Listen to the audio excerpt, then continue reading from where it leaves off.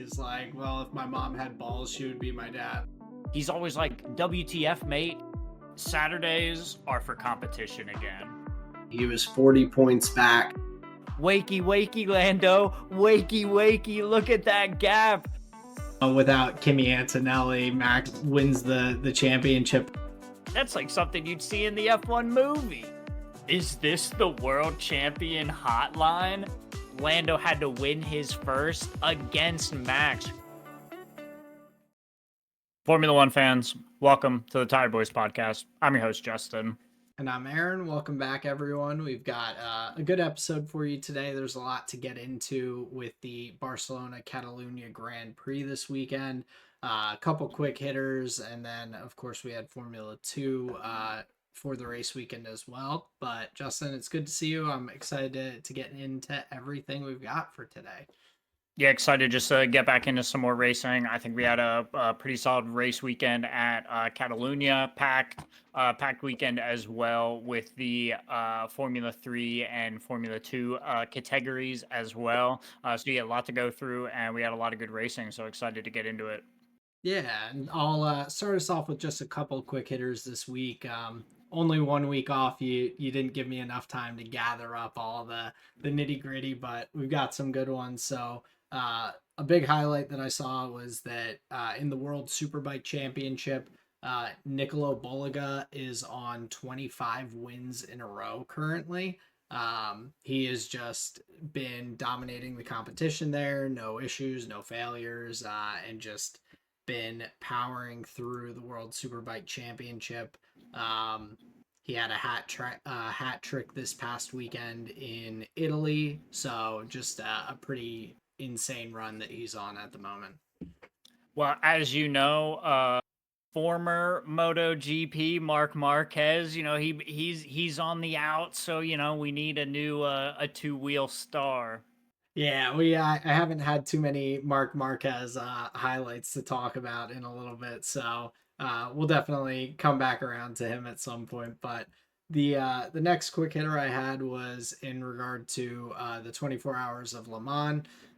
We had talked about Dorian Pan being set to drive there, and so she ended up setting the fastest time in the LMP2 qualifying for the Le Mans 24 hours. So put in a really a banger of a lap. Very impressive, and for the category to take the top spot out of qualifying. That's really exciting. I think it just continues to show her skills as a driver. But we also had Jamie Chadwick, who was in the hypercar field, being the first woman to drive a hypercar at Le Mans. So a couple of pretty cool highlights for women in motorsports for that 24-hour race, the big one. Yeah, very cool. Yeah, I was checking out some highlights. It was mainly from the middle sector of the race. Just checking in on some of the stints. I didn't get to see any of the nighttime driving, but yeah, from what I saw, there was some pretty good racing going on. Yeah, and with the 24 hours, unfortunately, Dorian's team ended up DNFing. They made it a little over 20 hours before having some issues that they had to retire. So a tough way for that to end, but an impressive weekend or week overall for the 24-hour race. We in the hypercar class saw a little bit of craziness kind of going into the race. The Cadillac number 38, who had gone on pole position, had the lap time deleted, promoting the number 15 BMW onto pole for the 24 hours. Neither of those teams ended up winning anyway, and we had the the Toyota team of Kamui Kobayashi, Nick DeVries, and Mike Conway taking the crown there as the hypercar and overall winners, which is pretty cool to see a couple of former F1 drivers still finding that success elsewhere and everything. We've had our fair share of poking at Nick DeVries, but Formula E champion, now a 24-hour of Le Mans winner. He definitely has some solid skills, just didn't pan out in F1.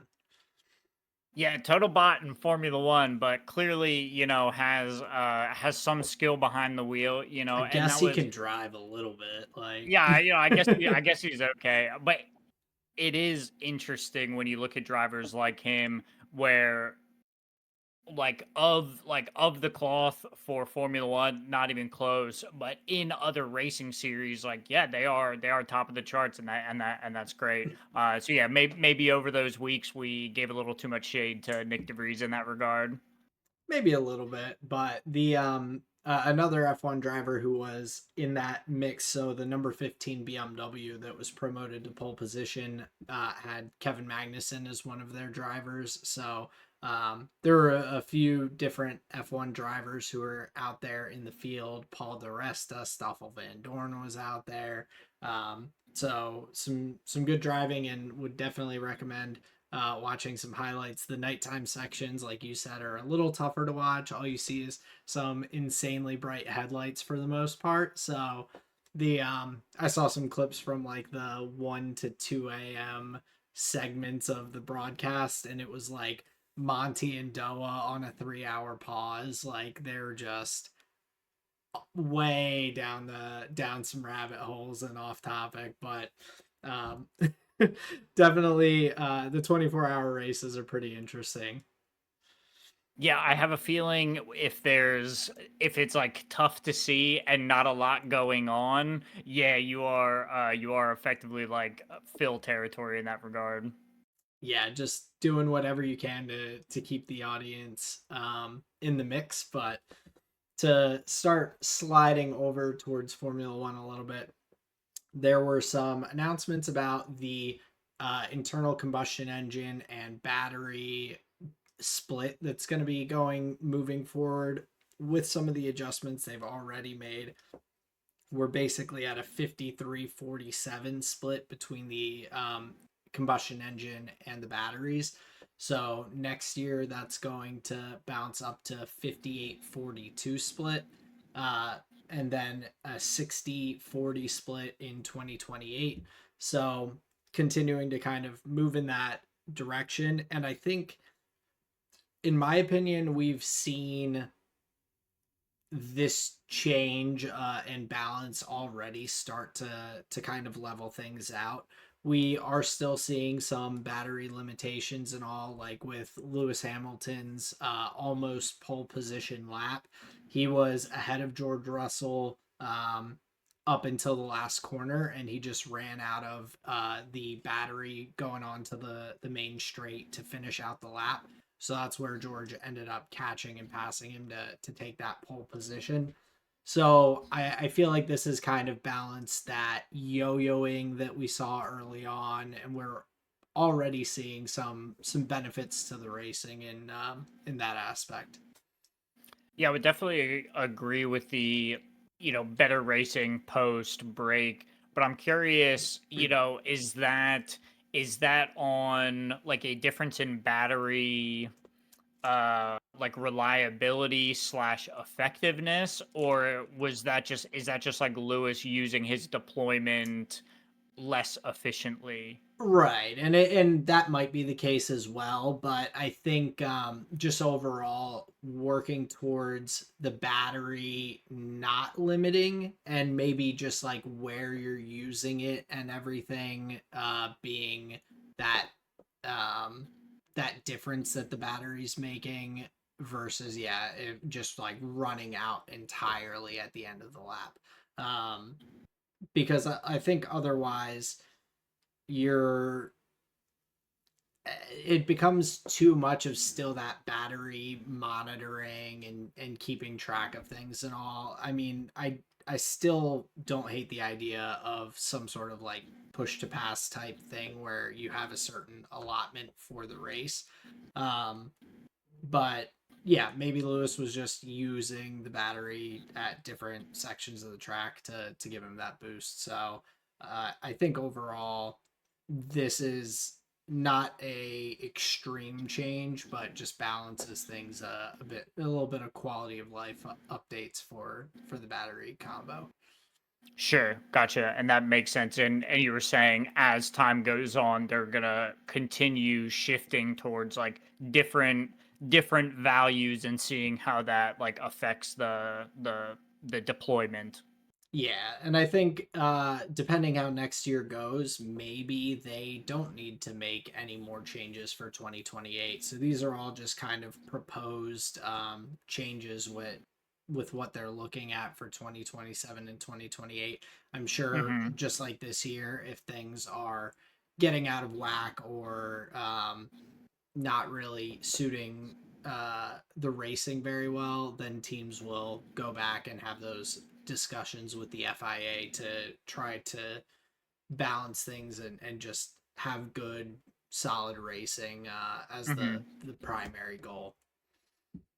Okay, so to your mind, you think it should be more of a like, whatever, 200 seconds of boost available, and you choose how to deploy that over the race. Like, you feel like, just as a viewer, and, correct me if I'm wrong, this is just what I'm hearing. So, like, as a viewer, you feel like we would maybe have a better experience if they had, like, some type of, like, pool of, like, boost mode to deploy rather than this, like, weird resetting uh like uh like pool of extra boost that like it's not really extra because to your point like it gets deployed in a very like systematic way, but you can also like run out of it. Like, do you just find that not to be like an engaging thing? Like, you would rather just have like a nos button basically?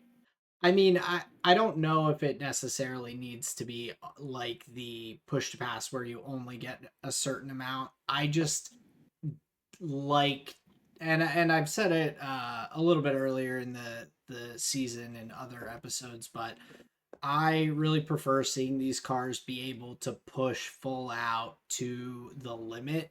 And so if you're not able to go and do your fastest lap possible because your battery is running out at the end versus you if you're deploying more down a straight, you are having to find a different braking point or you're braking sooner or later, and it changes how you're attacking that lap, how much of that you're using. So just running out of it entirely at the end of a lap when you could be going quicker, like that just feels like you're not on that limit of what the car can actually do. You're just at the limit of what they say is allowed for the battery. I guess if that makes sense a little bit.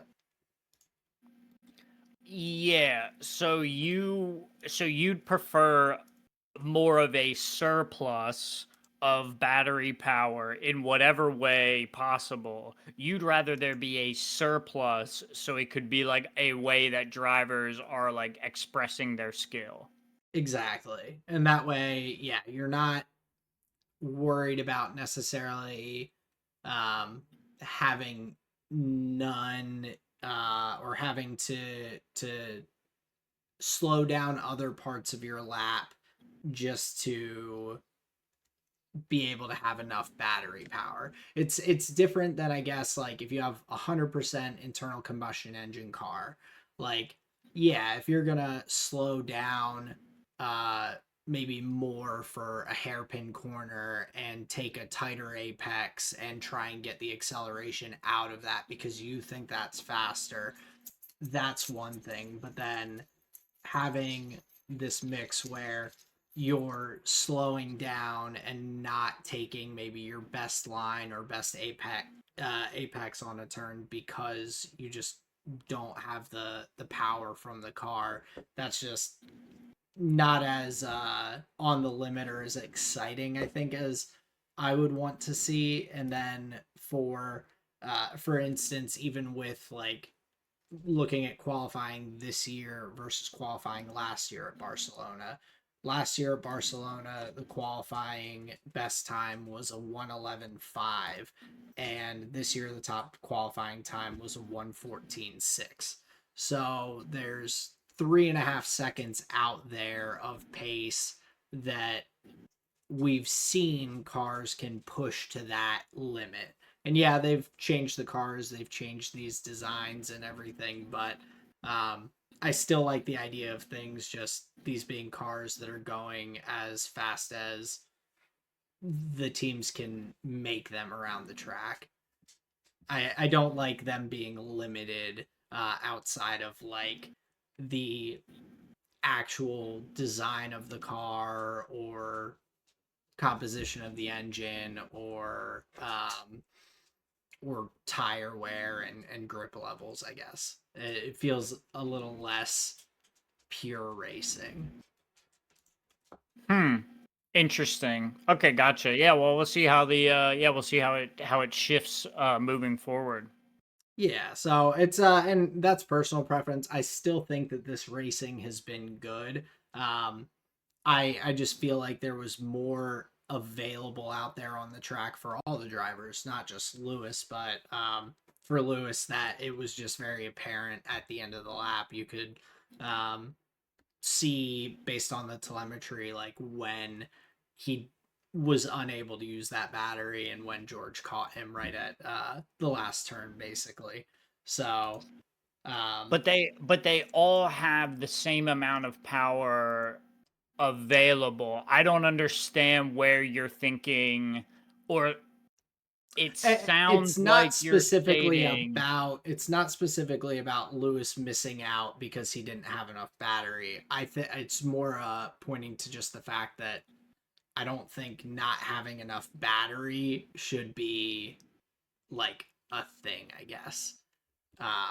That if you're able to push the car further running into that limit. And again, yeah, totally fair. Like everyone's in the same situation. I just prefer seeing the cars go as fast as they can around the circuit. Gotcha. Okay. Yeah, hey, all good. No, I appreciate you, explaining that. Yeah, no, it's I think a lot of personal preference on my end just with what I like to see in racing and all, but overall I think they've made some solid adjustments already and I'm just looking forward to seeing like how that pans out as they continue to adapt the rules there. But the last couple things that I thought we could get into before the getting into the full race weekend and everything. One is just a more humorous note that Kim Kardashian apparently sent a towel to Kimi Antonelli to replace the one that she took. Everything comes back around full circle and pans out well. But Kimmy was wearing it around his shoulder for a while on the weekend and going around the paddock with it. So I found that pretty amusing. Yeah, I heard Lewis went and told him to take that off his shoulder. That's his girl. That's what I heard. I didn't hear it, but if you did, I'll take your word for it. Yeah, uh, Kimmy might have been, being like, hey, girl, what's up? yeah. Hey, you never know. Be like, oh, who dropped this off? Did it come with a card, phone number, anything? Um, But to also kind of rewind us back to Monaco, I did want to briefly talk and pick your brain and see what your thoughts are of this overturning of Pierre Gasly's Monaco penalty, um, the precedents that it kind of sets for the grid and for how teams handle penalties and whether they serve them or not and everything as the races move forward. I think we have a new precedent that Felipe Massa can take back to the FIA courts for overturning the 2008 World Championship. And so for anyone who doesn't know, Pierre Gasly and Alpine uh, went and argued against the ruling, had it overturned for his 10-second post race penalty that took away his podium. So he had the P3 reinstated, but was the only driver for that to happen to and benefit. Well, and that's gonna be my point is, yeah, more teams should have just fought it and they could have gotten, whatever position slash points they were really due. I wonder if there was a feeling of like we likely won't win whatever it was, but yeah, based on the information that was provided to us by a loyal listener, which thank you very much, brought some info to our attention. It seemed like Alpine presented a pretty solid case as to why that penalty was not due, and yeah, successfully argued in their own favor. So yeah, to your point, Felipe Massa, he's out. He's still out there trying to get his championship in the courts. But yeah, Gasly getting reinstated, I think it's great. And yeah, these teams will now know, hey, maybe we don't just have to take all this stuff laying down. I just hope they don't take it as far as like, oh well, the FIA, is sometimes makes mistakes, so we're gonna open up the phone lines during races so team principals can call in and give us their thoughts. Yeah, well, so here's and I agree. I think this was handled properly. Alpine submitted their petition and all within the allotted amount of time. No other teams did. They brought all this data, information gathering and everything, and including got the official timer for Formula 1 to basically be like, "Yeah, we kind of messed up here." And so I think in a situation where the Alpine puts their petition out there, if McLaren and Mercedes do as well, and they use that same data and say, hey, we're petitioning because we lost this and all, if they did it properly in the right amount of time, I don't think this happens. I think Pierre Gasly's P3 does not get reinstated because it becomes this convoluted, well, if he's right, then these other teams are also right.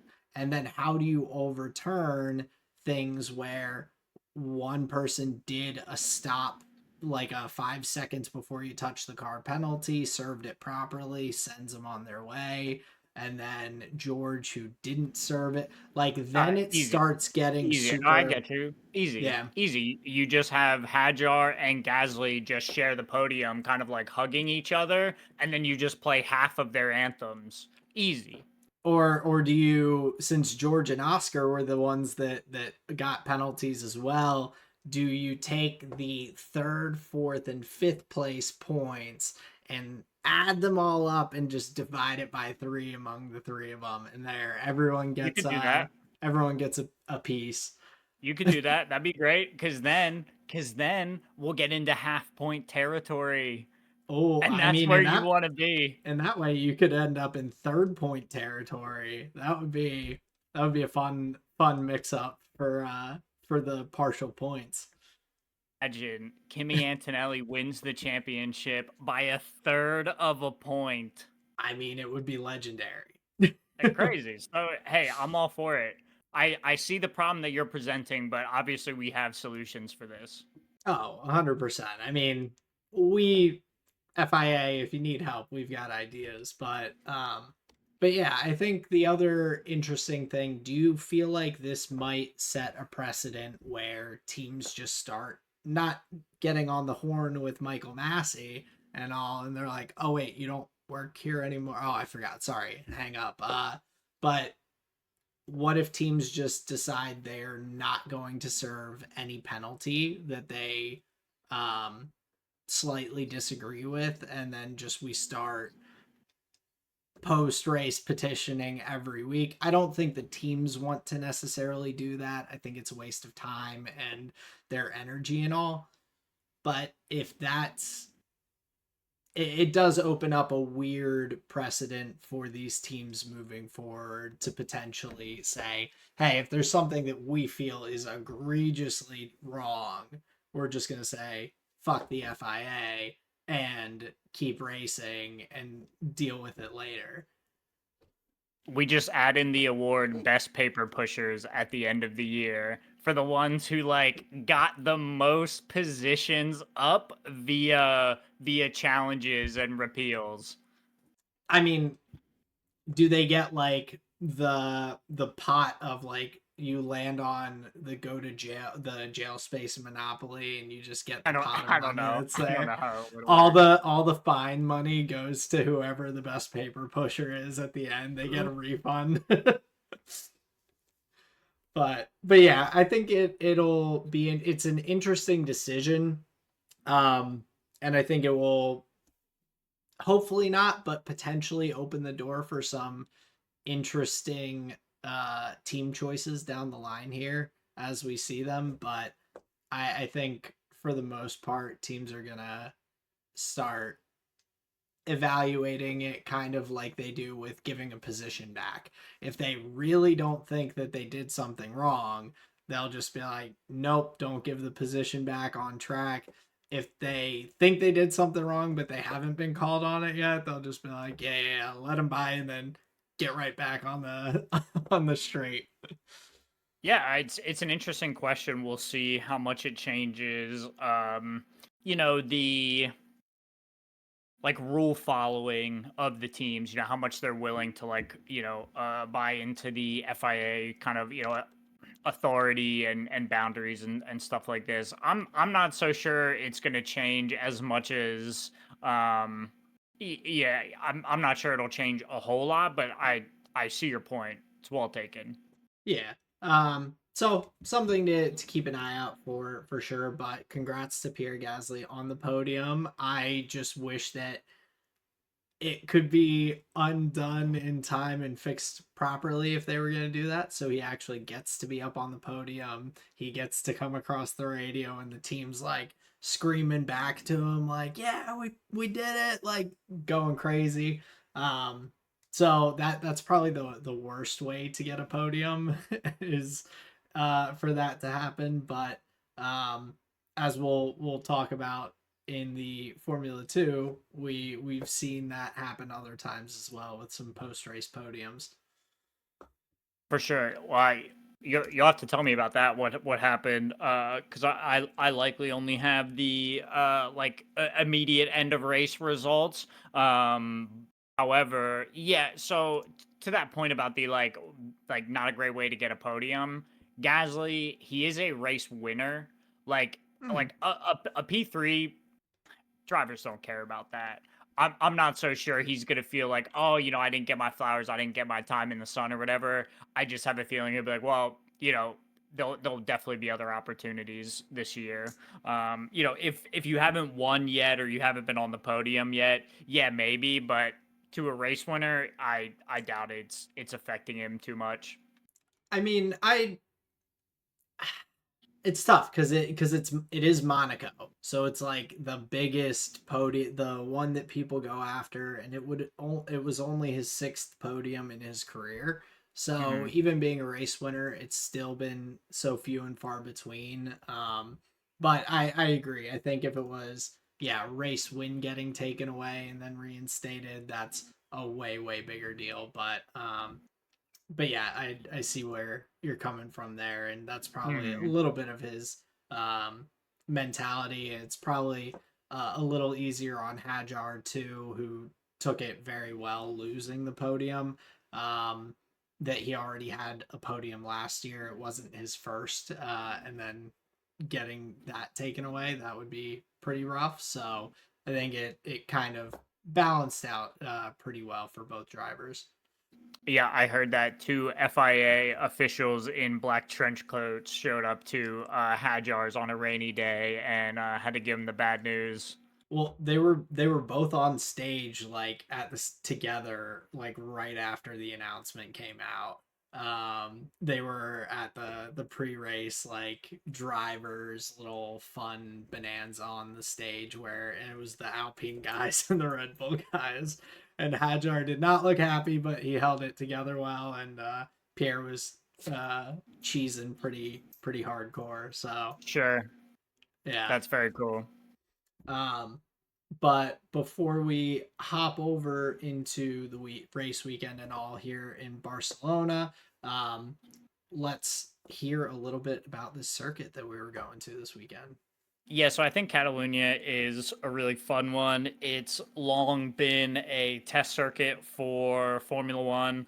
So back in the day, this is where the season testing rounds they would do. It was also for a long time. So like way back in the rule set, you used to be able to run your reserve driver on track, and there was no limit to it. So like back in Montoya's day, they would just have reserve drivers and the main drivers just on circuit, just rotating new setups, new parts, new development. Like they were just on track all the time. Catalunya was one of those circuits that teams would use as their like home test track. So a well used, well loved, very historic circuit. Catalunya is 4.65 kilometers with 14 turns and some slight elevation changes. Not crazy, but if you're looking kind of topographically or like zoomed out, from like the helicopter view, you can see it pretty well. The circuit holds a bunch of FIA certifications, grade 1, grade 2, and there's another subsector that I saw which I think is for different categories, but the idea is that many different events and categories can race here.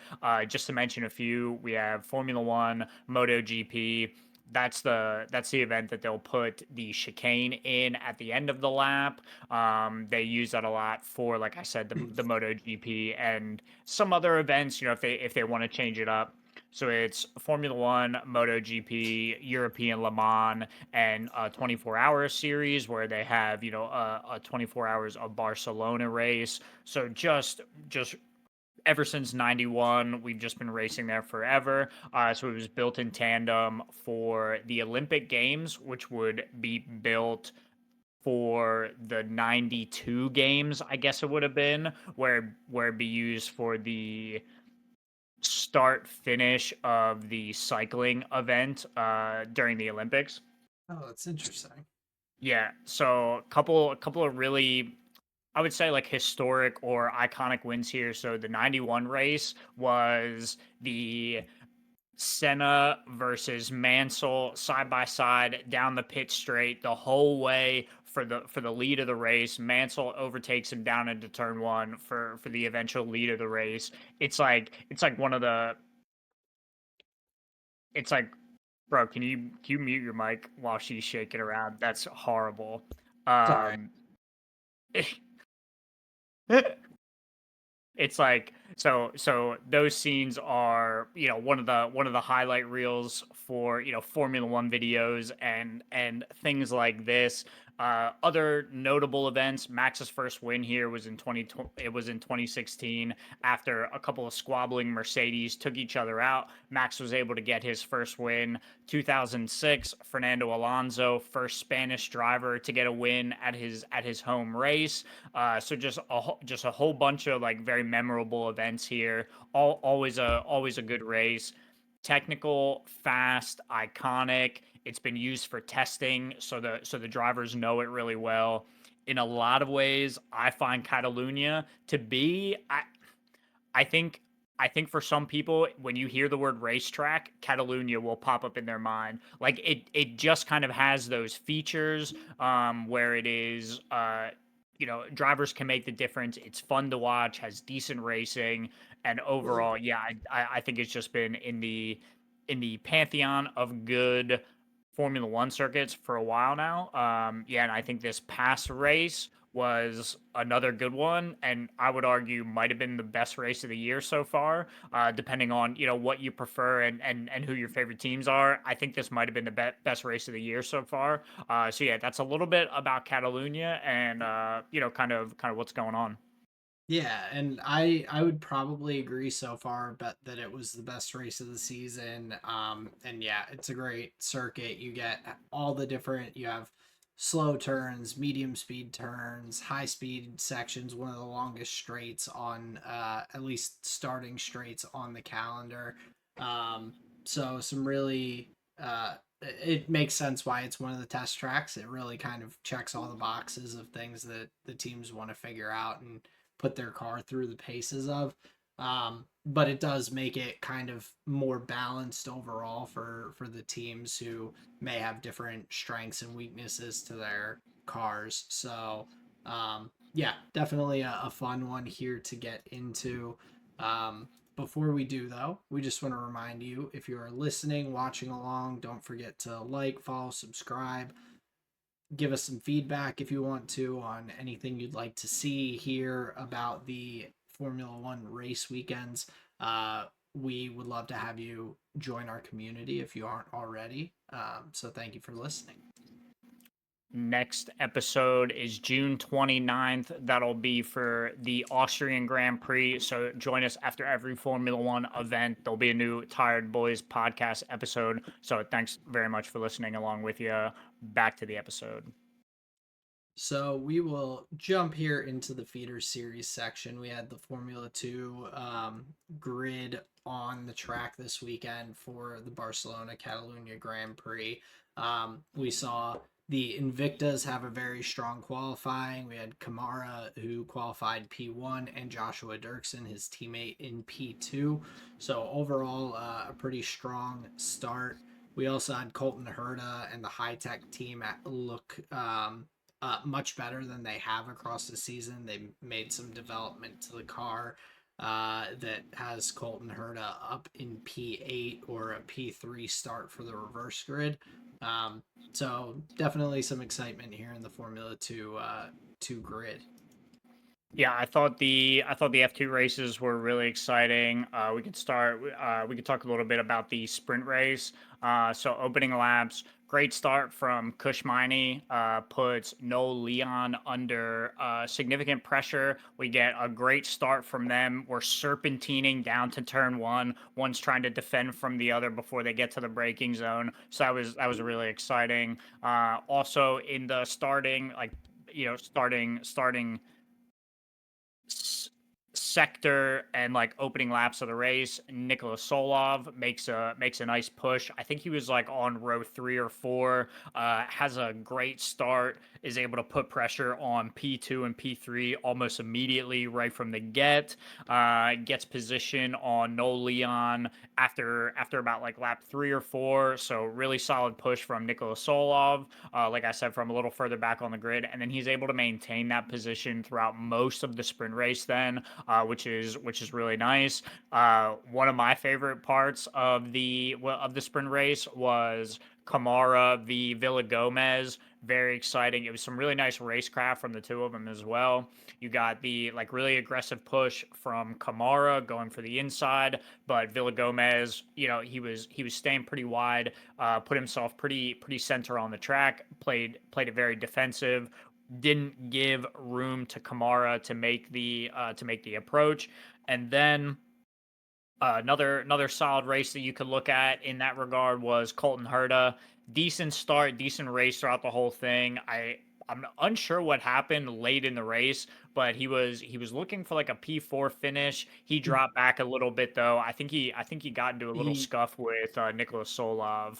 it was actually just all him. He had kept his tires so good throughout the race, but he was up in P3 and on the last lap he locks up, going, I think it was into turn 13 maybe.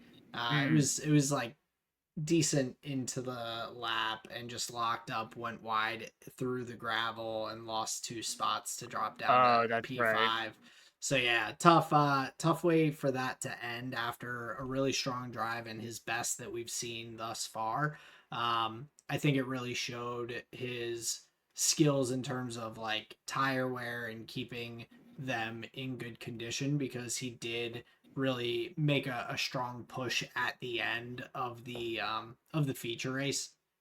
Or of no, it was of the sprint race there, coming back through. So he picked up a few positions there, before sliding back down. Gotcha. Okay, gotcha. So unforced error, getting himself knocked off track. But yeah, the podium for for the sprint race, Kushmani P1, Gabriella Mini P2, and Nicholas Solov in P3 there. Pretty solid race there for the sprint, and then the feature race was pretty decent as well. We can talk about some of the good moments. Slow start from Rafa Kamara allows Dunn almost immediately to eat him up. Again, you've got to watch this kid. Like, you just have to keep your eyes on this kid. Nicholas Solov, Red Bull supported driver. He has some of the best starts at like the top of that field, the people that are, qualifying like 1 through 5, basically, each of these race weekends. Nicholas Solov's starts are very, very good. And his races here at Catalunya, I think that's just one of the highlights. He gets a lot of advantage from his starts. So he was able to pressure the podium positions almost immediately. One Go ahead. Oh no, you're good. Oh, my bad. Sorry, I thought you were opening up. One thing that I thought was really interesting was Gabriella Mini's race. Cool, calculated racing right at the beginning. He sees two cars, one on the left, one on the right. He just backs out. He says, "All right, I'm not losing my race right here."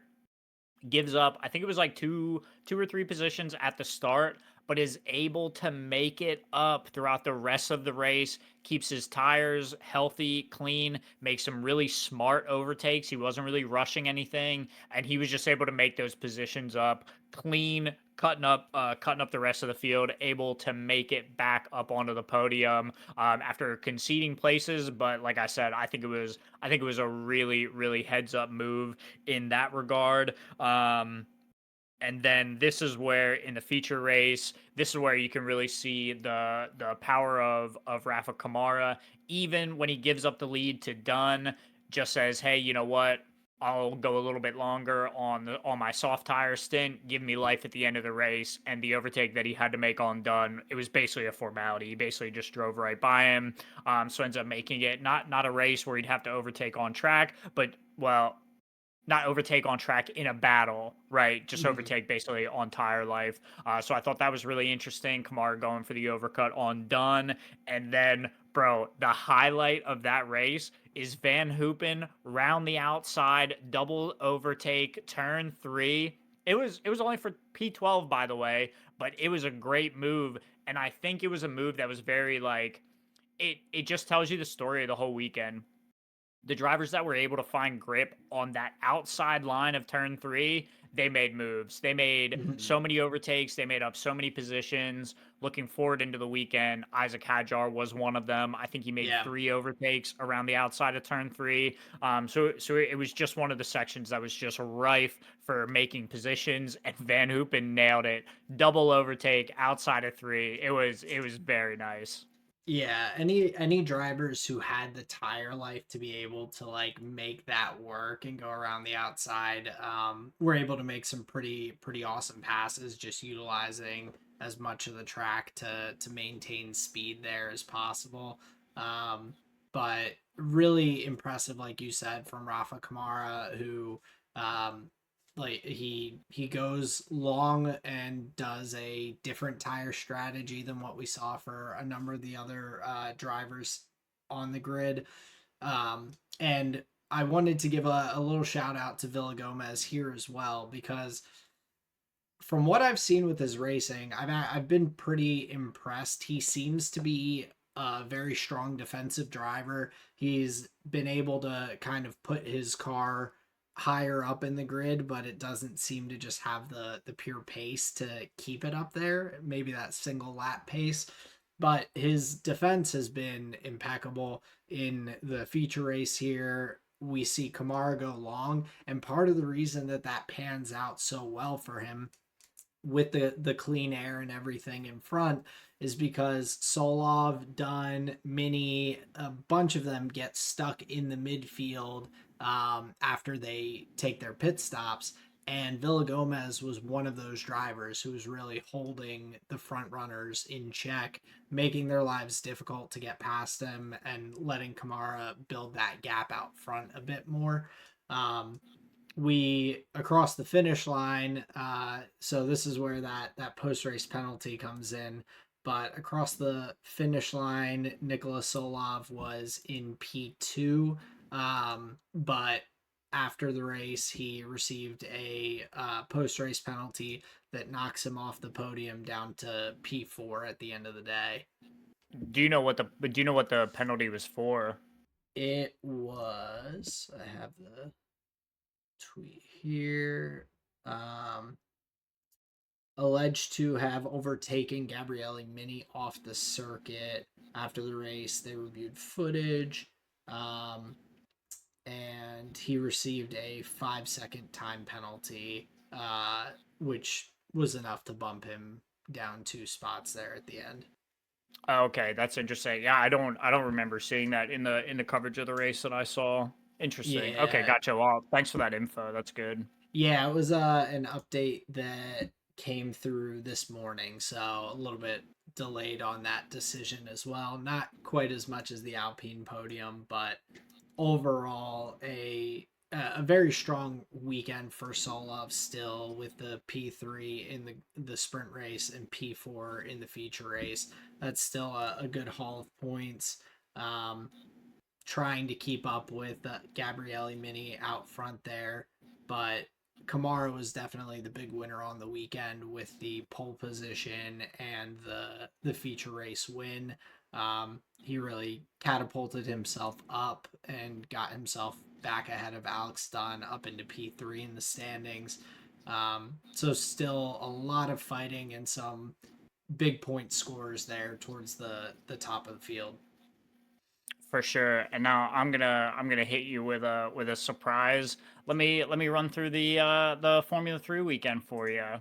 Oh my god, how did I wait? Yo, Did I hilarious. actually miss the Just Oh, a whole category, my dog. It's all cool. It's right. cool. I've got the cliff notes for you. Don't even Sounds worry good. I about it. appreciate that. I don't know how I missed that. I even watched the feature race for F2 live and I had no idea there was I lost track. This is what All dog sitting good. does to me. Yeah, all good. A lot of racing, a lot of events. Don't worry about it. Formula 3 was pretty fun. The sprint race was okay. Our boy Ugachukwu was trying to overtake on the outside line, ends up sliding, puts himself in a bad position, and goes out. So he had some pressure to himself for his championship campaign. One of the interesting things was a one Slater was pretty aggressive on the start. It was Shea, Wharton, and Slater. They were all pretty much battling for the top three positions. They were super competitive throughout the sprint. One thing that I noticed in Formula Three than the other events, a lot of the drivers were looking for overtakes into like three, four, and five. However, for Formula 3, a lot of drivers were trying their overtakes into turn one, which really wasn't working out for them. They ended up like washing wide, having to go through the escape road, and most of them ended up having to give their positions back. Saw it happen, you know, a number of times. It was probably 5 or 6 times. The turn one overtake didn't really work. However, like I said, the best spots were like that late sector one area, three, four, and five. Specifically, if you were able to hang it around the outside on turns three and four, that was really working out for some drivers. Um, for the podium, Shie is able to get back onto the sprint podium for back to backs in that regard. So sprint race was pretty fun. I'll give you some from the feature race as well. You had Ugachuku starting P2, slower start compared to P1 and P3 from Teofil Nile and Yamakoshi. Really aggressive move though, has to hand back the position. Later in the race, I'm pretty sure it was the three into four and five where Slater is able to make a really nice like outside inside like just slid right by the guy. It was very nice. Right at the end of sector one. So Slater might be a talent to watch here in Formula 3. Was making moves in the sprint race and was making moves in the feature race as well. So I think for the future, I'm gonna keep an eye on Slater. We'll see how he does in his qualifying session. predictions, this may have been like a one-off weekend, but I have a feeling he may be, an interesting contender here. So later in the race, two of the Dams cars were racing each other, crashed, contact. I'm pretty sure it takes both of them out of the race. Maybe one of them is able to get back, but he was, he's nowhere. The commentator says it's gonna be a long trip back to France for the Dams team, which I thought that was a really funny thing. Like if you crash each other out, like man, that's going to be a quiet ride home. So I thought that was a really, really funny thing from the commentators, top Well, tier. Go and ahead. also just like geographically, like Barcelona, I'm pretty sure is probably the one of the closest cities to the border of France. So it's really not a long ride, but it's gonna be a long ride. Oh, that's okay. So it's even a little bit more clever than I even knew to begin. So that's pretty good. Another detail from the race, and this is more from like the zoomed out like team angle. Team Van Amersfoort had three cars in the top six. One of them was on the podium. So just from the team angle, really really strong outfit. Putting on a good race weekend as well. So just a couple of highlights there from the feature race. It was Teofil Nile wins from the pole position, attacking Ugachuku from P2 in the championship, is able to close that gap down. Ugachuku still in the points from the feature race, but Teofil Nile with the win, able to take a big bite out of him as well. So I think in the end, it's going to come down to Teofil Nile and Ugachuku, likely for the championship here.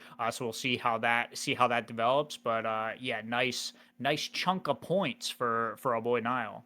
Yeah, and for Freddie Slater, your boy's in P4, so he's only 11 points back in the championship currently, so still up for anyone there. So we'll have to keep an eye on him along with Ugachuku for the Formula 3. And for all of you Formula 3 fans who are listening just for that, I apologize for trying to skip over it. So that's my bad here. Hey, don't worry about it. I'll give you the the highlights, the highlights as I saw them. No problem at all. But yeah, we can keep on moving into the Formula One weekend as well. Probably a good idea. You want to start off with our winners and losers here? Well, first, I just wanted to highlight real quick that this being one of the test circuits, like we've talked about and everything, was the first massive influx of first practice session reserve drivers that teams have to have those multiple sessions throughout the Hmm. year that their reserve drivers are getting those testing on track in FP1. So we had a huge number of those guys. Leo Fornaroli was out there, Paul Aaron, Dino Boganovic, um, Ayumu Uwasa for Red Bull, Fred Vesti for Mercedes, and Colton Herta got his first FP1 opportunity with Cadillac. So a lot of those guys getting that opportunity for the first time this season. Yeah. Not sure any of them had any issues as well. There I were, I think, a Go ahead. couple. I think the Williams that was supposed to be driven by their reserve driver never ended up going on track, so he didn't get into the session at all. That was Alex Albon's car that was having issues. So I think it was an electrical thing they spent time fixing. And I believe Paul Aaron with Audi also had a little bit of a moment where he was having some repairs done, didn't get on track as early in the session, but still ended up putting up a P6 time for Audi. Sure, those are like more technical issues on the team side. I guess in my mind, I Right. was saying that is more like all the drivers got what programs they were made to Gotcha. do. Like Yeah. they got through them all to the best of their ability. Yeah, yeah. No big bumping of heads or side pods or anything.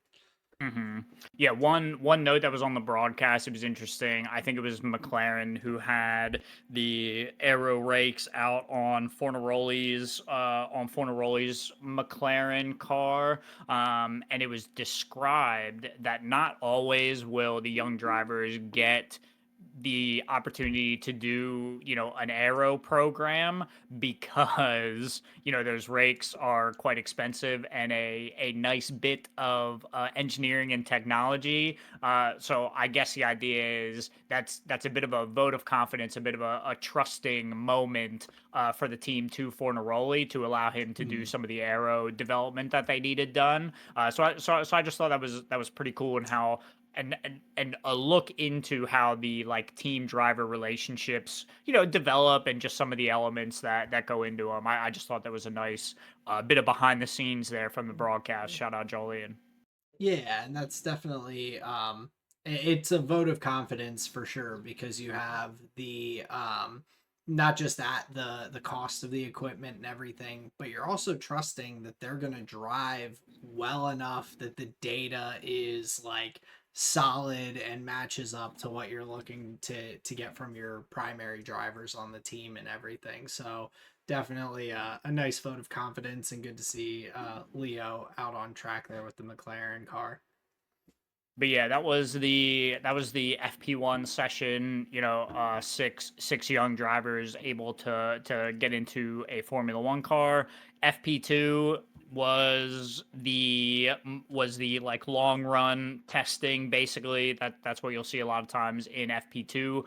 Sometimes teams are still using this for aero development, but a lot of times not at this point in a weekend, especially not a track like Catalunya. I think few teams brought upgrades as well. I think Ferrari was one of the teams who had upgrades. But yeah, just saying that the FP2 session is usually like long runs and things like this. McLaren looked pretty strong at this point in the weekend, and then practice 3 is obviously everybody's just testing their quali setups and their quali simulations, where Mercedes and McLaren's were trading times. Ferrari was in the mix as well, P3 and P5. So it was just a little bit of the practice sessions, with those top 3 teams, all kind of in the mix with each other. Some a little further away than others. A couple of tenths here and there.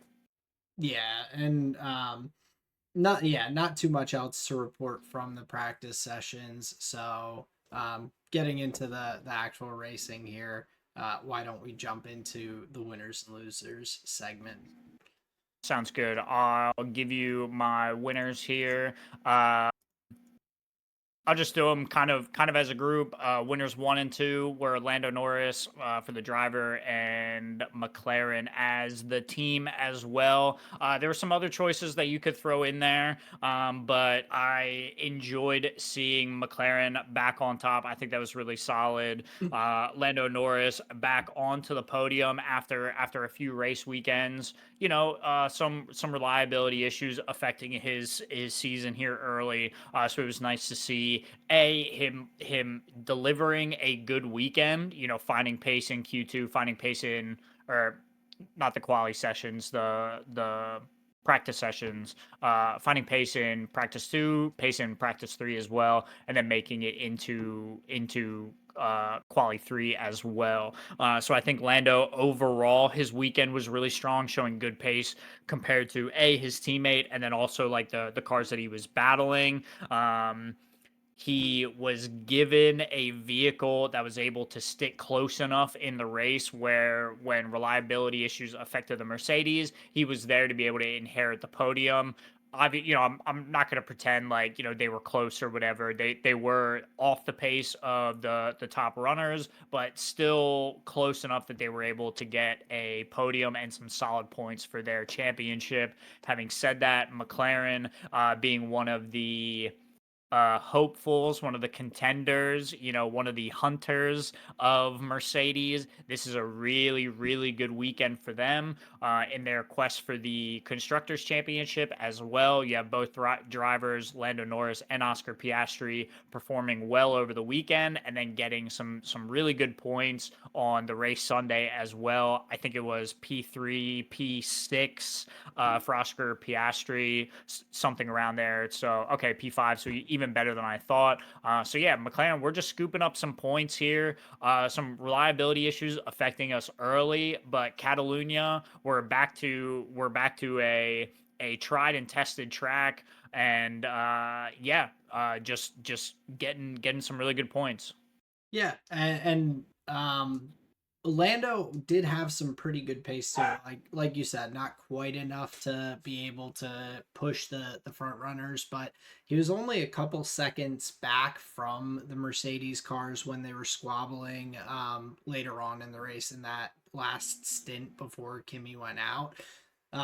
So he was hanging on for to the coattails there for a while, getting pulled along, and really, even though he wasn't quick enough to get that opportunity to get past, like you said, he inherits that podium with Kimi going out, puts himself in the best position that I think the car had available to him this weekend. Um, and yeah, some big points. They with Lewis getting the win, they and Ferrari both pick up 25 points on the weekend to Mercedes 18. So just chipping away at that lead there and trying to bring themselves back into that contention. Yes, so I'm hoping for some stringing of results like this for the McLaren team, and yeah, we'll see them surge in here in the fight against Mercedes. We've got Aaron. He's worrying about some dog issues, but we'll get him into the winners here now. Yeah, so for my winners, my first one was Lewis.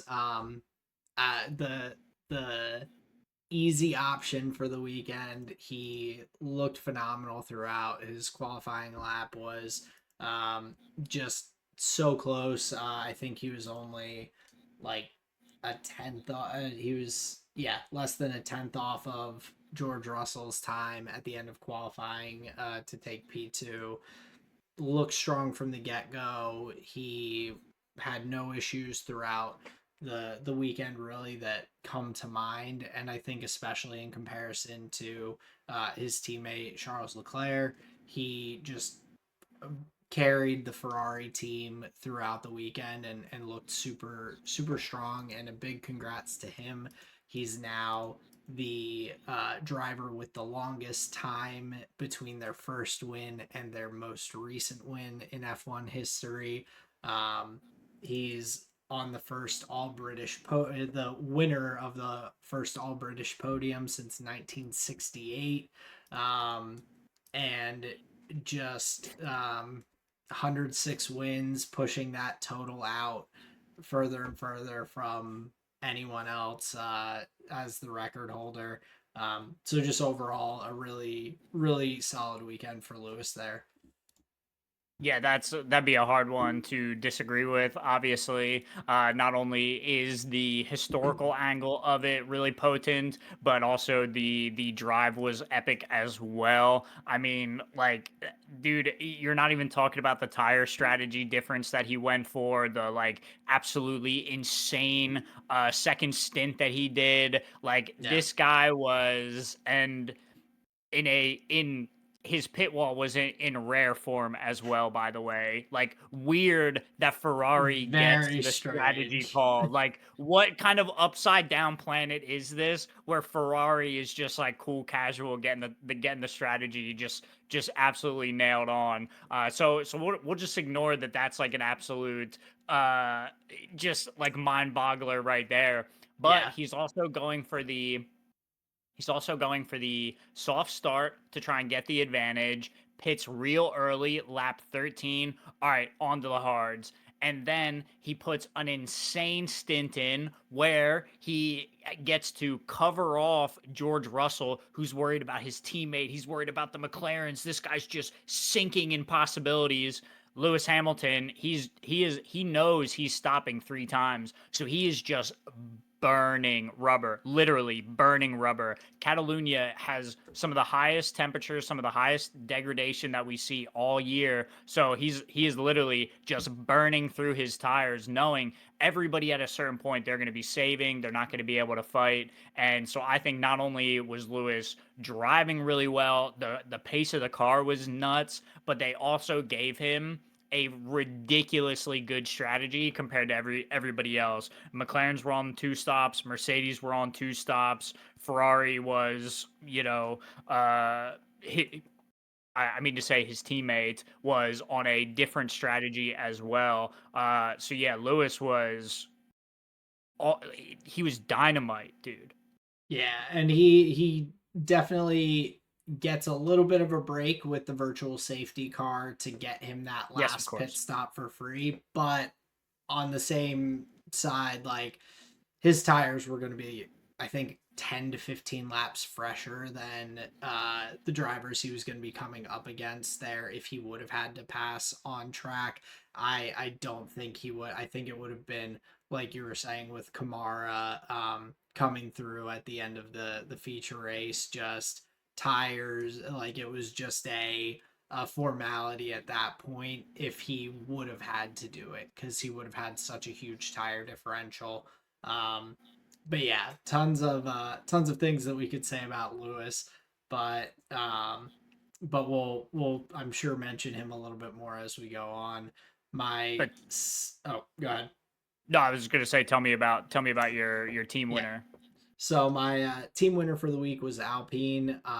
After Gasly gets the podium back last week and all, to follow it up with another double points finish, they are really trying to solidify themselves as that best of the rest. And in a week where the Racing Bulls similarly pick up a double points finish with both of their drivers, it the Alpine team gets one more point than them, their closest contender in the fight, just to spread that gap that little bit that they can. And they're really showing, I think, some strong pace and development this year to hopefully be able to continue to battle at the top of the midfield. Bro, I think if you go back and check our notes, Alpine has been one of our winners at every race this year. And I think if you go back and check the notes, Alpine would have been one of our losers at every race last year. So we're just Probably true. we're just trying to make up for lost time. We're just like, oh no, like it's all good, man. You know. However, it is not undue praise, and that's the point that I want to make. They have truly turned around their like the aura around their team on the grid. Yeah, and I think that's a great shout for Gasly as well there. Yeah, the only kind of bummer on the weekend for the Alpine team was the 10-second penalty for Colapinto post race for not slowing enough under the yellow flag. Drops him down into that P10 spot versus I think he was up in P8 before that. So it could have been an even better weekend than it already was. So already a winner. It could have been better, but that's a positive overall for the Alpine squad there. Um, but that wraps out the winners for this week. So Justin, why don't you take us here into the losers of the week? So I think you could easily say Kimi Antonelli on the reliability tip, the leader of the drivers championship. Kimi Antonelli having technical failure after he's driven an insane race, gets the overtake on track against his teammate. Like they had to squabble for that. So I'm happy that Kimi Antonelli got to make that overtake, prove George was a chump, and then DNF. That's way better than going out the other way. However, I'm gonna pick, and again, I'm gonna combine my driver and team. Hulkenberg and the Audi outfit, they've been a team that I've enjoyed watching. However, they catch some really bad luck. The ruiner of races, Liam Lawson, kicks up some stones at the Audi car driven by Hulkenberg and forces some type of technical failure, they have to retire the car. So what would have been a really nice result for the Audi outfit, Hulkenberg was on close to points. He wasn't in the points, but he's close. You know, we're running in the middle of the pack. So he was having a really good day, only to be ruined by Liam Lawson, and that's not great. So that's why I chose Hulkenberg and Audi as my losers. Yeah, and Hulkenberg had the P9 qualifying too, so he was That's right. actually bumped up in his position from where we're used to seeing him in that P11 spot. So for that and driving a pretty solid race, who knows what could have happened with the virtual safety car if tire strategy would have panned out for him. But yeah, Liam Lawson, he's got to be. It's not even unlucky for himself. Like he's bad luck for other drivers in a Yes. in a sense where even in this instance where all he did was go wide at like one time, which we see drivers do on different circuits all the time, and kicks up a piece of gravel that decides, you know what, that button, that emergency shut off looks real nice right here. Let me go hit I that. just like a freak, a totally freak accident. I mean, that's just like, I don't try even I didn't try a know that they billion had times and you'll an never be able to hit it. yeah, I had no idea they had an emergency shutoff that could even be in a place that might get hit. I thought it would be like in the inside by the feet of the drivers or something. So if they have a crash, like it shuts everything down or I don't know. But yeah, that's just wildly unfortunate for Hulkenberg and Audi there to not pick up any points in another um, race and have Gabriel Bortoleto this time finish P11. Very true. The Death Star jokes are just running rampant in my head. But tell me who your losers here for the weekend are. So I'll go with my team loser first, which is Haas. They have the DNF and then P13. So another weekend where we're seeing some reliability issues and all at the front of the grid, take some people out and open up slots in the top 10. And they unfortunately are not able to capitalize at all. Ocon um, is back in P13. Behrman has the DNF after 60 laps. So just a tough weekend for them to kind of see that slip a little further away in the midfield battle there. Um, but my main loser of the weekend was Charles Leclerc, and I think it brings up some interesting conversations. I heard other people say it throughout the weekend and after a little bit, but one watching his post qualifying media and everything talking and saying I feel so ashamed. It must be really hard for fans to stick with me and keep rooting for me when I've now crashed out in the last three sessions, And I qualifying said facts, Monaco and I turned race. the television off.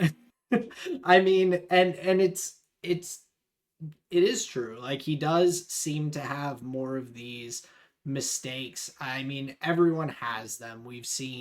Um we've seen Max overshoot corners and go off into the gravel. We've seen Lewis Hamilton hit the magic button and go flying through the first turn in Baku.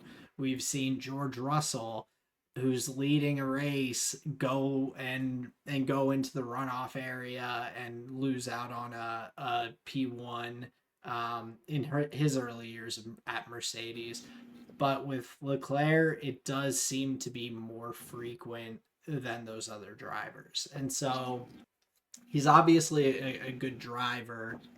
He has some really great single lap pace, but he's crashed out of the lead at Monaco. He's crashed out of the lead at I think a couple other just unforced errors. I think Barcelona may have been one of them. a couple years back that he had just crashed out through the gravel.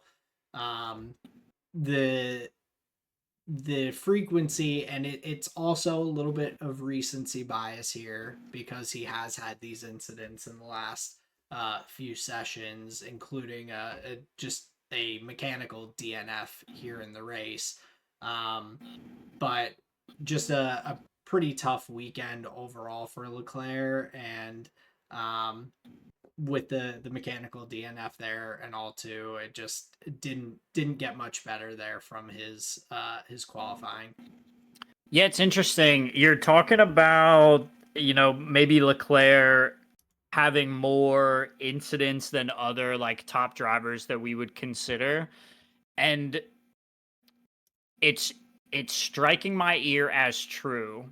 But my counterpoint that is coming up is, yeah, but doesn't that just mean he is actively on the limit, maybe a little bit more than some other drivers? And Yeah, and that isn't necessarily good or bad, but he is there.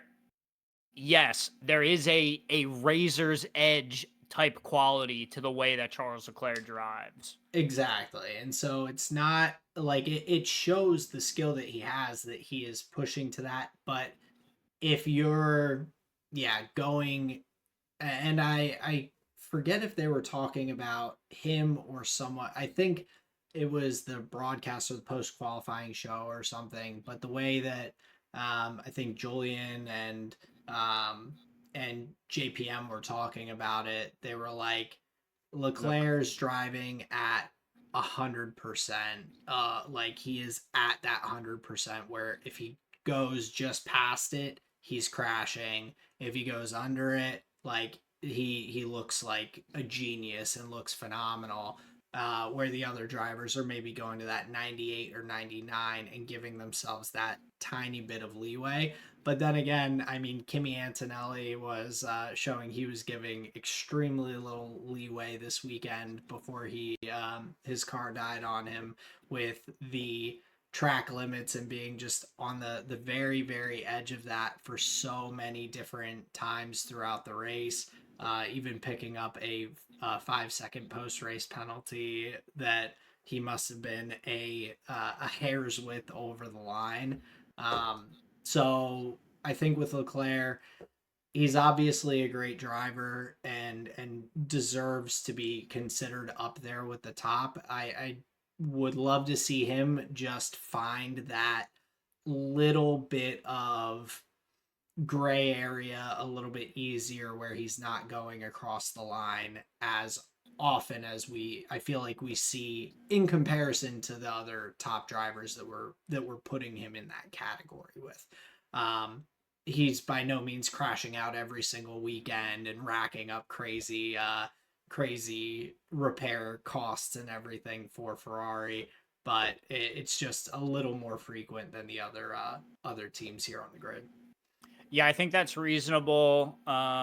An interesting observation, and I wonder if it speaks to mentality, some type of block that he has, some type of self-imposed pressure.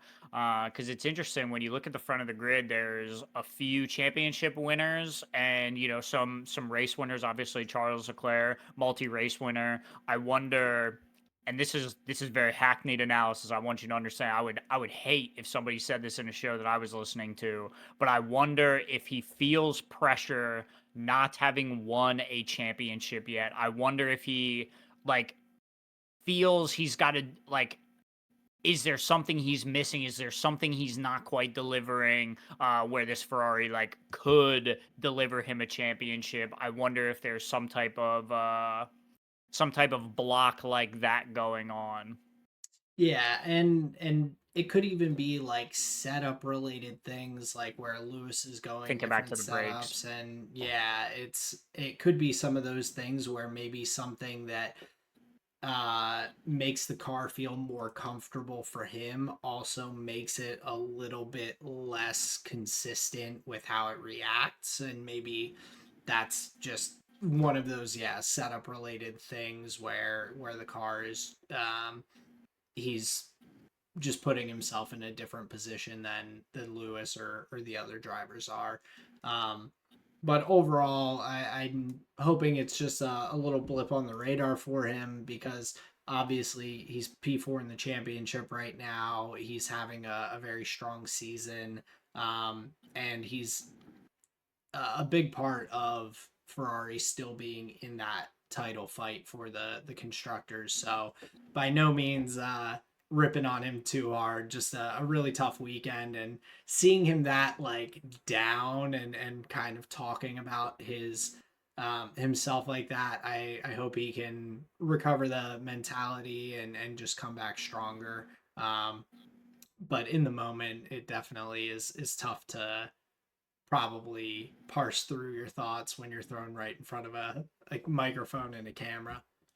Oh yeah, of course. And how aren't you gonna feel awful where you make a mistake in qualifying, you improve the race, and then you have technical failure as well. So like to a certain degree, it's insult to injury. But yeah, I think that's a really good point to focus on there for Leclerc is like he is the reason and one of the reasons.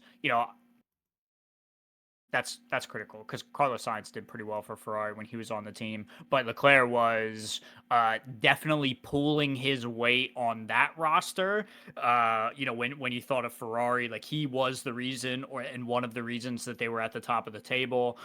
So yeah, you can't underrate what he has been able to build with Ferrari. But you're right, he seems to be making more unforced errors than some of the other drivers that we would consider uh, top of the table and at the top of the grid. Yeah, and I mean even like up until last week at Monaco, Leclerc was ahead of Lewis in the driver's standings. Right. Coming into this weekend, he was 10 points back from Lewis. Now he's 35 points back. So it's not anything like that's just two race weekends that the tables have turned. There's still plenty of opportunities for him across the year to come back, put in the good performances and try and get himself back up into that title fight. And one of the other kind of things moving away from the winners and losers Sure. segment here is we are seeing a lot of those mechanical DNFs and those reliability issues pop up. So in a season Oh yeah, where of that course. is going to be happening frequently, we last week we were like everyone's looking at all of the Mercedes power issues and all that teams have had, and Kimi was the only person who hadn't been hit by the lightning strike at that point until this weekend. His engine and electrical components made it 1 week longer. But this Mercedes power issue and so many teams having the Mercedes power is interesting because they're talking about having to find this fix for it seems like a primarily heat related issue with the engine and the electrical components working together where it's causing these mechanical failures. We still have a lot of hot races ahead of us on the calendar. We've got races at the end of the season. We've got just a lot coming up that it's very likely we'll have some heat and some difficulties potentially for that Mercedes power. So it'll be interesting to see. And obviously, other teams. Max had his issue last weekend. Like it, the championship, although last week it probably felt like it was starting to get out of reach with Kimi's lead, has very quickly tightened back up here, and I think leaves a lot of possibilities for us ahead on the calendar for some of these things to get shaken up. Yeah, I think that's perfectly reasonable where there's going to be a little bit more randomness in maybe the results of this season, where your teams are working through new regulation sets and developmental changes all throughout the year as well. So yeah, we're going to see more reliable more reliability issues that will affect the ending outcome. But yeah, I just hope that at a certain point the teams just use papaya rules and say, hey, your car fails, sorry George, we're just gonna have to take you on track. That's not fair. It's just not fair to Kimi. You got to come off too. Yeah, I mean, it worked super well last year. No one had any complaints. Everyone was on board with the decision Yeah, it worked making. really Like it well. just yeah, I mean, Lando won that. So I mean, if you're a Lando fan, everything worked out the way it was supposed to. Um, but yeah, I don't know if Toto is gonna be implementing papaya rules anytime soon. We'll see. I think so far just his Max Verstappen rule of what would Max do? WWMD. Someone should make them some bracelets to wear. So instead of seeing their watch on their glove, it's just a printed on like fake bracelet that says what would Max do. So at all times on the steering wheel, they can just have that reminder. The world of racing would look a lot different if everybody was just thinking, what would Max do in this position? Yeah, it would probably be a little bit concerning. So we'll see how things pan out with the reliability stuff. One of the other teams, of course, that I wanted to talk about was the Red Bull squad. I think they kind of maximized. It seems like this is where the car kind of is in that P3 to P4 range. With Max and Isak finishing P4 and P6 on the week. Isak, I did want to highlight, and I will be a little bit critical of him, but I also will pay him his dues here, where I think he just needs to get the starts figured out in that car. He talked about it post race. He's talked about it and Max had issues early on in season 2 with the starts, but the two of them are really struggling to get that car off the line, or have had their struggles with it throughout the year. And it seems like Isak just, if he can keep himself where he's at from qualifying, it's just going to give him a lot more opportunities throughout the race. I'm really impressed that he was able to climb back to his P6 position that he started in, and made some really incredible overtakes. But after dropping back, I think it was 9 places off the start to like P15. It just makes it for a tough long day for him. So big props on him coming back, but it definitely, he did not make his life easy for himself this weekend. Fair. I'm going to offer you a thought experiment. Put Sergio Perez in that Red Bull. He has the same exact start. Does he make up all those positions? He just doesn't. You know it. If you even have to think, you just know It, he doesn't. And that was my it's a point. hard maybe. That was my point. Yeah. Was that yes, he had a really tough start. Fair, bro. A P6 to P6 drive, when you put it that way, it is laughable for me to be like, yo, my hero dog. No, When you frame I it like that, I get it. But what I'm trying to offer you is like, dude, there are other drivers on this grid that when that happens to them, they are just stuck P12, get me oh, out. 100%. That is just what happens to them. Yeah. So that's my angle with Hadjar is like, no, man, yeah, okay, bad start, but he definitely made up. And I don't think Yeah. everybody could have made up. And but I also think that speaks to Hajar, and like in a positive way too. Like I Of by course. no means think he's a bad driver. I'm very happy with it. He's the best performing second Red Bull that I've seen since Max was the second Red Bull, I guess, or maybe Danny, whoever was the second Red Bull that year when Max got bumped up. But I think in some scenarios, depending on the circuit, maybe Checo can do it. I don't, but I wouldn't feel as confident in it as Hajar. And I think that speaks to his ceiling as well. Like if he can get some of these like young driver things and kinks kind of worked out of his system, I think he'll be putting himself in a really good position to compete with Oscar and battle a bit more on track. Um, so that's just what I'm looking for from him, is just continuing to grow. He's still young. It's his first year in the Red Bull seat. He's learning, he's growing. So it's not any condemnation for sure, but I would just love to see him up there battling a bit higher, or just in the mix, where he couldn't be this weekend with that start. Um, and I think my other kind of big highlight was that Sergio Perez, highest Cadillac finish of the year with P14 and last finisher. I Yeah, actually I no, was I gonna take it back. say, I take it back. Alex Albon was technically the last finisher, 11 laps down. yeah, but he was back with the safety car. He was being tugged along, man. He was chained up.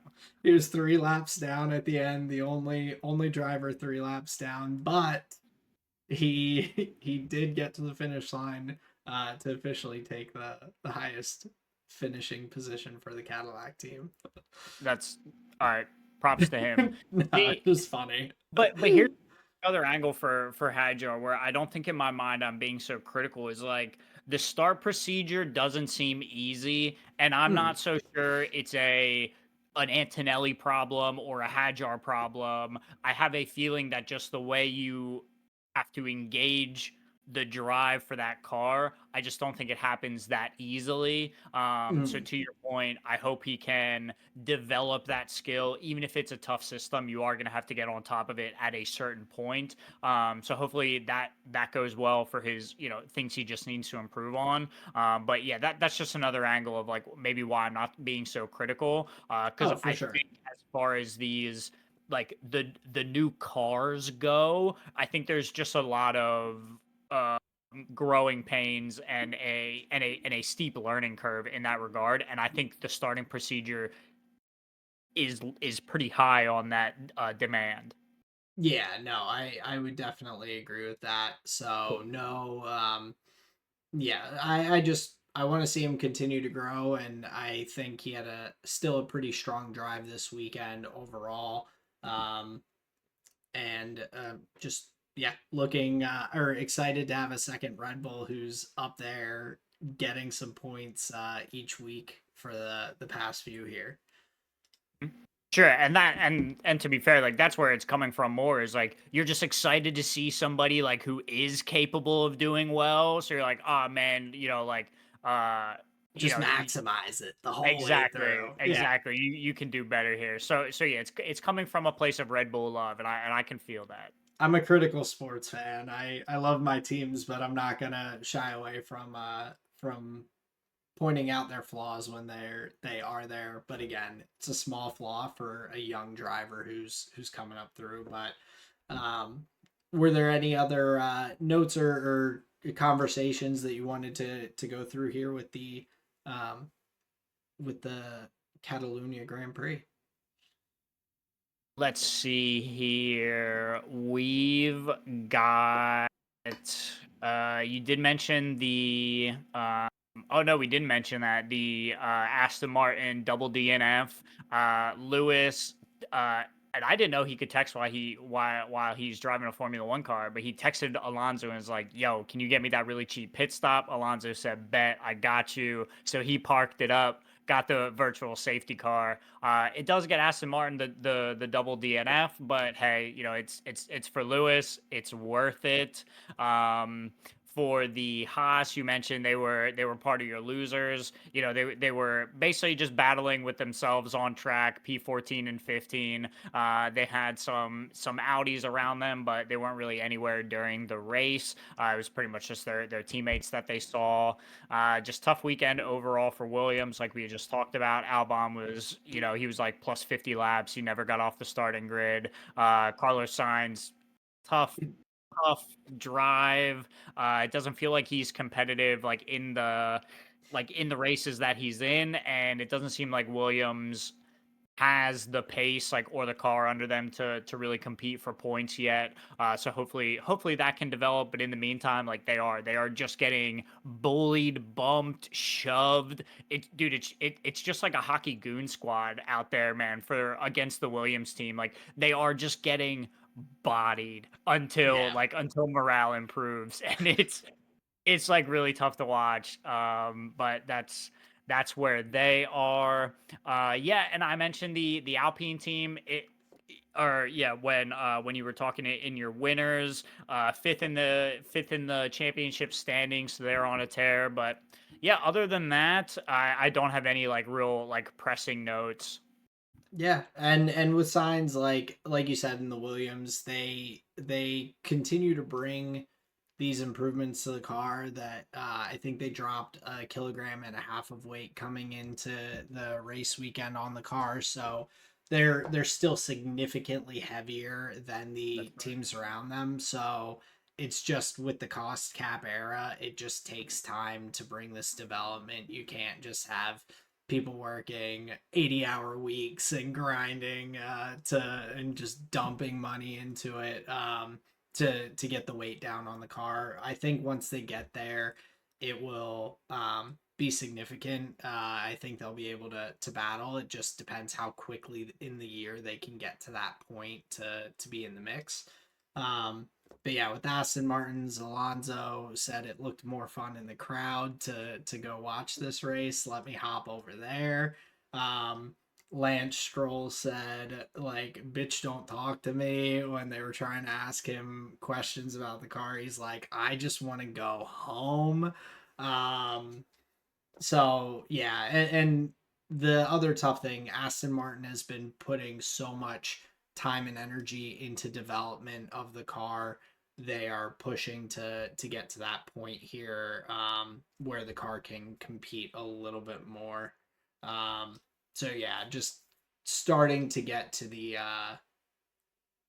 upgrade stage for the Aston Martins to try and get them in the mix. But I Hmm. think they are looking a little ways down the road still before they're bringing that first upgrade. I have a feeling Aston Martin is a next year team. I have a feeling they're like, internally, I bet they've just given up on this year. I imagine they will just be kind of looking ahead if there's anything that they're able to do in that regard. I'm not sure. We brought up Liam Lawson kind of in relation to the Hulkenberg DNF, but yeah, interestingly, Racing Bulls able to get a few points. Both Arvid Lindblad and Liam Lawson able to get up into the points as well. I think, far back, I think it was maybe like P8 and 9, but still a couple of points on the board for the Racing Bulls. So yeah, many teams able to scrounge together at least a couple of points by this time in the year. So yeah, everybody's making headway now. It's pretty interesting. Yeah, and even at the back, once we see the Aston Martin and Cadillac maybe trying to pick up a point here or there, they'll. I mean, it's still 2-1-0 with Audi, Aston Martin, and Cadillac at the end. So there's a lot of potential for them to jump up the standings with some points paying positions. Um, but I think that wraps us out here then on the Barcelona Catalunya Grand Prix for this year. Um, but next up, we've got the Austrian Grand Prix, like you said, in a couple weeks. So why don't we jump into the hot seat here for the Austrian Grand Prix? That sounds good to me. We can look ahead to the next race here in a couple of weeks. We had like Aaron had mentioned, the winner of the Catalunya Grand Prix, Lewis Hamilton, P2, George Russell, P3, Lando Norris. So that'll close out our coverage of Barcelona, Catalunya. Like Aaron said, for 2026, we'll look forward into the hot seat now, looking for the Austrian Grand Prix home home of the Red Bull team. We've had a few races there now, a bunch in the modern era of Formula One. You know, if you're a new listener, if you're a new enjoyer of Formula One, the Austrian Grand Prix is quite a modern circuit. And one of our questions on the hot seat will highlight just how modern of a track it really is. So, Aaron, are you ready for the hot seat here for the Austrian Grand Prix? As ready as I'll ever be. Very cool. All right, so question number one. The Austrian Grand Prix held at the Red Bull Ring in the Styrian Hills is how far above sea level? Is it A, 500 meters, B, 700 meters, or C, 1,000 meters? I will go 1,000 meters. Incorrect, sir. It is 700 meters above sea level, high up there in the hills. Fair guess. Starting off not so strong, though. Question number two. Who holds the current race lap record at the Red Bull Ring? Is it A, Max Verstappen, B, Lewis Hamilton, or C, Oscar Piastri? I think that is C, Oscar Piastri. You are correct, sir. The 2025 Grand Prix, he set the race lap record. Also had a pretty good time in 2024, if you ask me. Question number three: any track on the calendar, you can bet Lewis Hamilton has many wins. How many wins does he have at the Red Bull Ring? Is it A1? Is it B3? Or is it C5?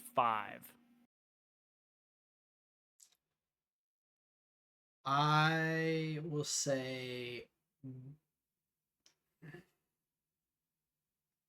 gonna go with B3. Incorrect, sir. He has only won one time at the Austrian Grand Prix at the Red Bull Ring.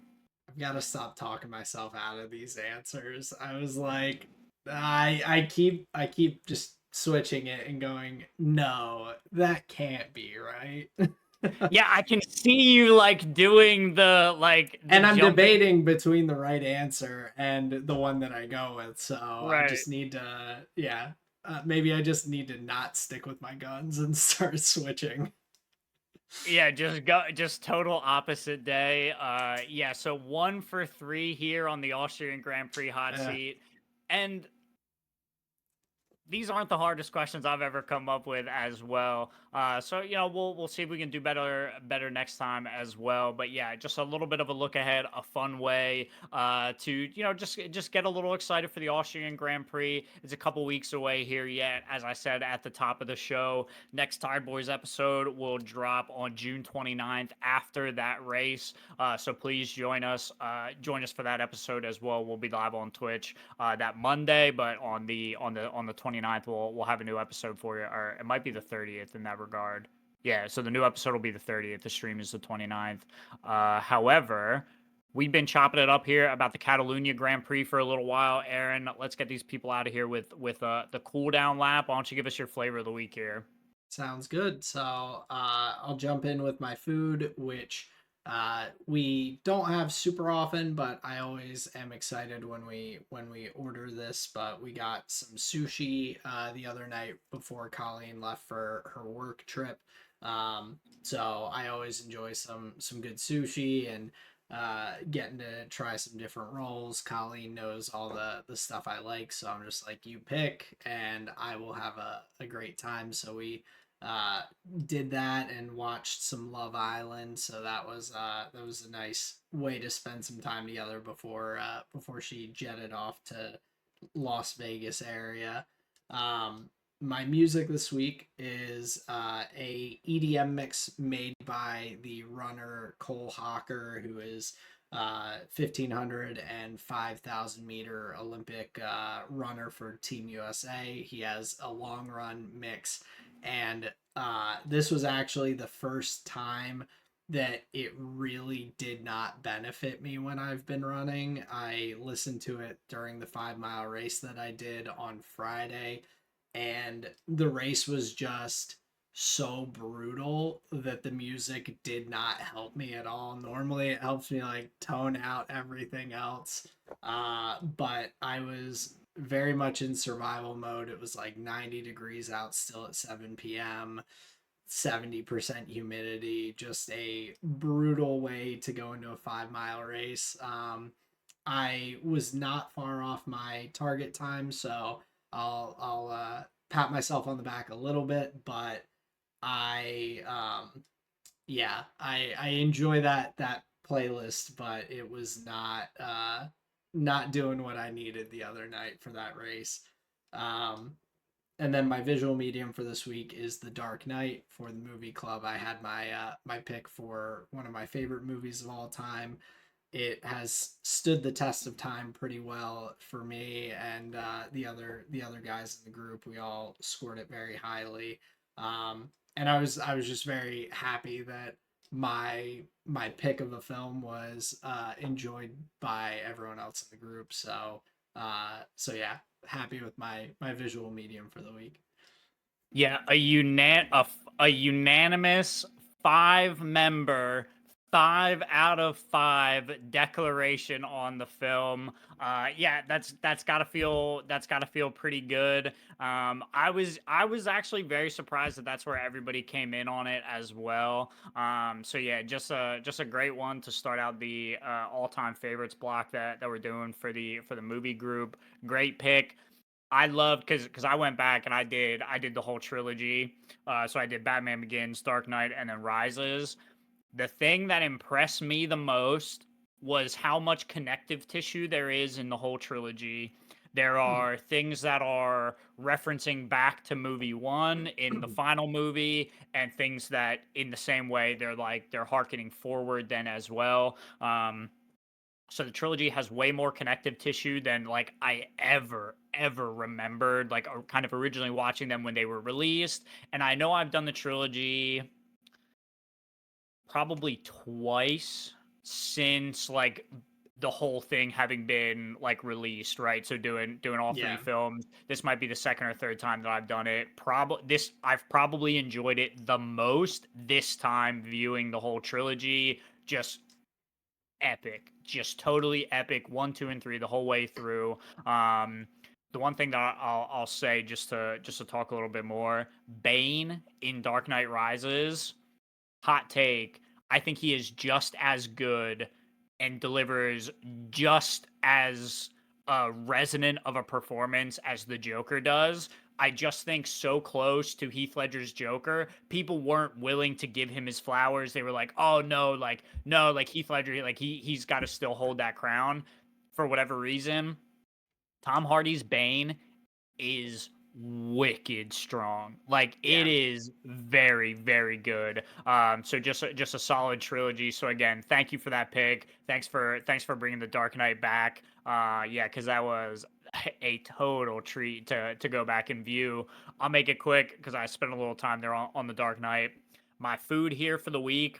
I've been having to pack my lunches a little bit, so I've been packing along buildables for BLTs and some steak sandwiches. So I've been able to find London broil pretty cheap around here, like a couple bucks a pound, which isn't bad. So you could always just like cut it up the next day for some nice sandwiches. So that makes a great lunch for the following day. For my visual medium, just to talk briefly for the movie podcast that I'm listening to, we're in the mix of a Robert Redford arc. Rest in peace to the late great actor and director, creator of the Sundance Film Festival.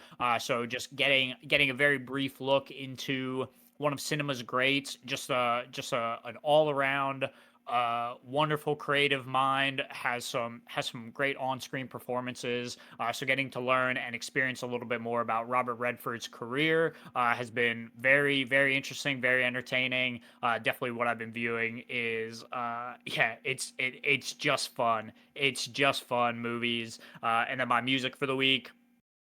This is one longtime listeners of the show you may have heard me bring up before. It's probably one of my like once a year type picks, that type of deal. Yoshimi Battles the Pink Robots by the Flaming Lips.